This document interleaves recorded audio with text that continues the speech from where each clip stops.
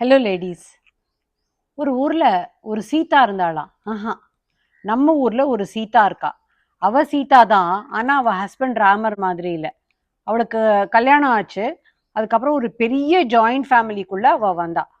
இந்த ஜாயிண்ட் ஃபேமிலியில அவ ஹஸ்பண்டை தவிர அவ எல்லார் கூடயும் வாழ்ந்தா. ஏன்னா அவனுக்கு வேற ஊர்ல வேலையாகி அவன் போயிட்டான். பட் ஷி கண்டினியூட் தேர். அவன் ஆனா வேற யாரு கூடயோ வாழ முடிவு பண்ணிட்டான். அது ரொம்ப லேட்டா தெரிய வந்தது. அடிக்கடி வீட்டுக்கே வரல அவன். வேற ஊர்லயே இருந்தான். அப்புறம் எக்ஸ்ட்ரா மேரிட்டல்னு தெரிய வந்தது. அப்படியே அவ புல் ஆன் பண்ணிட்டு இருந்தா. அவளுக்குன்னு யாரும் உறவெல்லாம் கிடையாது. ஒர்க் எல்லாம் பண்ணல. அப்போ பல வருஷம் கழிச்சு அவன் திரும்பி வந்துட்டான். ஏன்னா அங்க வேலையும் போச்சு. வேலை போன உடனே அந்த பொண்ணும் போயிட்டான். அவன் திருப்பியும் இந்த வீட்டுக்குள்ள அவனும் இவங்களோட சேர்ந்து வாழ்ந்தான். இப்போ இது எல்லாத்தையும் புட்டப் பண்ணிட்டு அவ அதே வீட்டுல எல்லாருக்கும் உழைச்சிட்டு அவங்க இருக்கா. எப்பாவது ஒரு ஸ்டேஜ்ல ஹஸ்பண்ட் திருந்திட்டான், இவளை மதிக்கிறான், இவளுக்காக வாழறான் அப்படின்னா கூட இது எல்லாத்தையுமே நாம ஒத்துக்கலாம். அதுவும் இல்லை. இப்போ சீதா எப்படி வாழ்ந்திருக்கணும் அப்படின்றது நம்மளுடைய ஃபோக்கஸ்ல. நம்ம என்னெல்லாம் தப்பு பண்றோம், என்ன பண்ணலாம், எங்க நம்மளுக்கு ஒரு ஹிக்கப் வருது அப்படின்னு யோசிச்சு பார்த்தோம்னா, பொதுவா இந்த ஒரு திருமணத்தை நாம பாதுகாக்கிறதுக்கு, சேவ் பண்ணுறதுக்கான எல்லா முயற்சியும் ஃபர்ஸ்ட் எடுத்துடணும். That is very important. ஏன்னா உடைக்கிறது ரொம்ப ஈஸி, கிரியேட் பண்ணுறது it takes a lot of effort. So ஆரம்பத்திலேயே ஏதோ ஒரு கேள்விப்படுறா, ஹஸ்பண்ட் வேற ஊர்ல இருக்காரோ ஆர் வேற அஃபேர் இருக்கு ஊர்லயே அப்படின்ற மாதிரி கேள்விப்பட்டா ஃப்ராங்கா ரெண்டு பேரும் உட்கார்ந்து ஒரு கான்வர்சேஷன் ரொம்ப முக்கியமா இருக்கு. இந்த பாரு, உனக்கு இதுதான் அப்படின்னு நீ ஆயிடுச்சுன்னா அப்போ you have the freedom to live with whoever you want. But நம்மளை ஆள விட்டுரு. இந்த மாதிரி நம்மளால ரெண்டு இடத்துலயும் இருக்கிற ஹஸ்பண்ட் கூட வாழ முடியாது அப்படின்னு நீங்க நினைச்சீங்கன்னா அதை எடுத்து சொல்லக்கூடிய சூழ்நிலை உங்களுக்கு வெளியில தோதா இல்லாம இருக்கலாம். ஏன்னா பல நேரத்துல சொசைட்டி என்ன சொல்லும், ஃபேமிலி என்ன நினைப்பாங்க, நம்ம ஃபேமிலியை போய் நம்ம பேர்டன் பண்ண முடியாது, இதுக்கப்புறம் நம்ம வாழ்க்கை என்ன ஆகும், இப்படி பல விஷயங்களை யோசிச்சு அப்படியே அந்த நான்சென்ஸ் கூடயே வாழ்ந்துட்டே இருக்கணும் அப்படின்னா I don't think it is necessary. கல்லானாலும் கணவன் வாழற காலம் மாறி போச்சு. ஓரளவுக்கு இருந்து அந்த மேரேஜை சேவ் பண்ணுறதுக்கான முயற்சி எடுத்தப்புறம் அது வர்த் இல்லை அப்படின்னு தோணுதுன்னா என்னெல்லாம் பண்ணலாம்? ஃபர்ஸ்ட் இந்த மற்றவங்களுக்காக கவலைப்படுறதை நாம விட்டுருணும். ஏன்னா இந்த 4 பேர் அப்படின்றது யாருன்னு யாருக்குமே தெரியாது.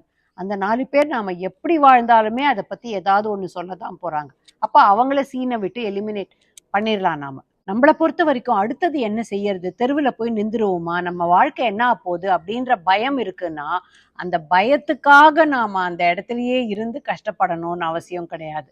அப்ப என்ன பண்ணலாம், ஏதாவது அங்க இருந்தபடியே வெளியில வேற ஊர்லயோ அதே ஊர்லயோ வேற இடத்துலயோ ஒரு வேலை ஃபர்ஸ்ட் தேடிக்க முயற்சி பண்ணணும். சின்ன வேலையா இருந்தாலும் பரவாயில்ல, பேசிக்கா நம்மளை சஸ்டெயின் பண்ணக்கூடிய ஏதாவது ஒரு வேலை, அது நம்மளுக்கு பிடிச்ச மாதிரி இருக்கலாம் ஆர் சம்டைம்ஸ் பிடிச்சது கிடைக்காது. நம்மளுக்கு இப்போ வாழ்க்கையில கௌரவம் முக்கியம், சொந்த காலில் நிக்கிறது முக்கியம் அப்படின்னு முடிவு பண்ணிட்டோம்னா ஏதாவது ஒரு வேலையை எடுத்துக்கணும். அதுக்கு அடுத்த ஸ்டேஜா மினிமமா ஒரு இடம் பாதுகாப்பா இருக்கிறதுக்கு சாப்பாட்டு அளவுக்கு கவர் ஆகுதான்னு பார்த்து ஃபர்ஸ்ட் ஒரு வேலையை எடுத்துட்டோம்னா அப்ப நம்மளுக்கு வெளியில போகிறதுக்கான நம்பிக்கை தானா கிடைக்குது. செல்ஃப் ரெஸ்பெக்டை விட்டுட்டு ஒரு இடத்துல வாழணும்னு அவசியம் இல்லை. அந்த செல்ஃப் ரெஸ்பெக்ட் நீங்க தேடிக்கக்கூடிய வேலையில தானா உங்களோட அது பின்னாடியே ஓடி வந்துடும். அப்போ ஒன்ஸ் நாம அந்த மாதிரி போறோம்னா இப்போ இந்த மாதிரி போறதுக்கு அவ்வளோ ஈஸியா, வேலை கிடைக்கிறதுக்கு அவ்வளோ ஈஸியா அப்படின்னா முயற்சி பண்ணணும் இல்லையா? ஒரே இடத்துல நம்ம வாழ்ந்திருக்கும் போது அங்க எப்போ நல்லா இல்லைன்னு தெரிஞ்சு போச்சோ கொஞ்சம் அந்த டிரான்சிஷன் கஷ்டமா தான் இருக்கும். பட் அதை கோ த்ரூ பண்ணி அதுக்கப்புறம் எக்கச்சக்கமா சாதிச்ச பெண்கள் நான் லிஸ்ட் கொடுத்து உங்களுக்கு நிறைய இங்க கொண்டு வர முடியும். அதனால எதை பத்தியும் கவலைப்பட தேவையில்லை. தைரியமா அடுத்த ஸ்டெப்பை நீங்க எடுங்க. ஒன்றும் கிடையாது. வேற எதுவுமே உங்களால யோசிக்க முடியலன்னா ஒரு விஷயம் சொல்றேனே, இந்த ஓல்டேஜ் ஹோம்ஸ், ஆர்ஃபனேஜஸ், நிறைய என்ஜிஓஸ் இங்கெல்லாம் கூடவே இருந்து அங்க இருக்கிறவங்களையும் பார்த்துக்கிட்டு அங்கேயே ஏதாவது அட்மினிஸ்ட்ரேஷன்லேருந்து, குக்கிங்லேருந்து, ஹவுஸ் கீப்பிங்லேருந்து பார்த்துக்கிறதுக்கு ரெஸ்பான்சிபிளான லேடிஸ் தேவைன்ற இடம் நிறைய இருக்கு. அது பாதுகாப்பான இடமா அப்படின்னு பார்த்துட்டு அந்த மாதிரி ஒரு இடத்துல போனோம்னா நமக்கு ஃபுட், ஷெல்டர், க்ளோதிங் கிடைக்குது, ஒரு வேலை கிடைக்குது, and we are of help to other people. அது மாதிரி அவ்வளோ ஒரு பியூட்டிஃபுல் காம்பினேஷன்ல கிடைச்சதுன்னா தைரியமா அதுக்கான முயற்சி எடுத்து எதுக்கும் தயங்காம நீங்க அங்க போயிடணும். இந்த சீதாவோட கதை எங்கேயோ எப்போ ஒரு கதைன்னா நாம இதை பத்தி பேச போறது இல்லை. ஒரு ஹஸ்பண்ட் ஒய்ஃப் கிட்ட கொடுக்க வேண்டிய ஃபர்ஸ்ட் விஷயம் அன்பும் மரியாதையும். அது கொடுக்காம அது ரிலேஷன்ஷிப் என்னைக்குமே பில்ட் ஆக போகிறதே கிடையாது. ஸோ உங்களுக்கான ஒரு லைஃப்பை நீங்கள் வந்து பெஸ்ட்டாக வாழணும், அதுக்கான முயற்சியை நீங்கள் எடுத்து தான் ஆகணும். டியர் லேடிஸ், சேலஞ்சஸ் இல்லாத வாழ்க்கை வந்து நம்மளுக்கு இருக்காது. சேலஞ்சஸை தாண்டி நாம் கெத்தாக வாழணும். ரெண்டாவது, நாம வாழறதுக்கு இந்த லைஃப் டைம் மட்டும்தான் ஒரே ஒரு சான்ஸ்.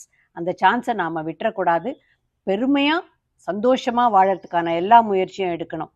மேலே போகலாமா?